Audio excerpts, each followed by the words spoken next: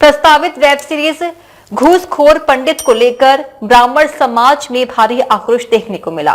इसी क्रम में आगरा के सिकंदरा क्षेत्र स्थित परशुराम चौक पर ब्राह्मण समाज के लोगों ने अर्धनग्न प्रदर्शन करते हुए जोरदार विरोध दर्ज कराया। प्रदर्शनकारियों ने शंखनाद कर साफ चेतावनी दी कि यदि इस वेब सीरीज पर तत्काल रोक नहीं लगाई गई तो आने वाले दिनों में आंदोलन और उग्र होगा। प्रदर्शन के दौरान ब्राह्मण समाज के लोगों का कहना था कि वेब सीरीज के नाम और कथानक से ब्राह्मण समाज की छवि को जानबूझकर धूमिल करने की कोशिश की जा रही है।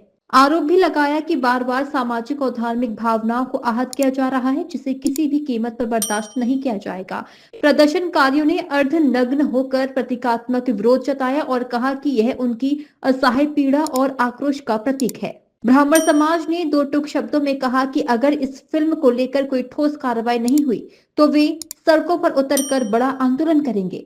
इतना ही नहीं, जरूरत पड़ने पर वेब सीरीज के डायरेक्टर, अभिनेता और ओटीटी प्लेटफॉर्म नेटफ्लिक्स के खिलाफ न्यायालय की शरण भी ली जाएगी। प्रशासन से भी मांग है कि ऐसे कंटेंट पर सख्त रोक लगाई जाए जो किसी समाज या वर्ग का अपमान करता हो।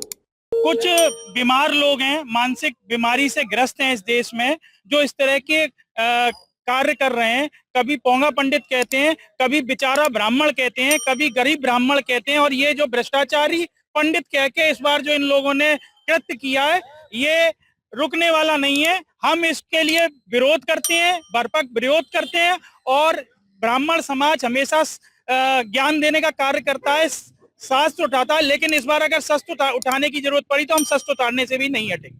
कला और अभिव्यक्ति की आजादी के नाम पर किसी समाज का अपमान स्वीकार नहीं किया जा सकता।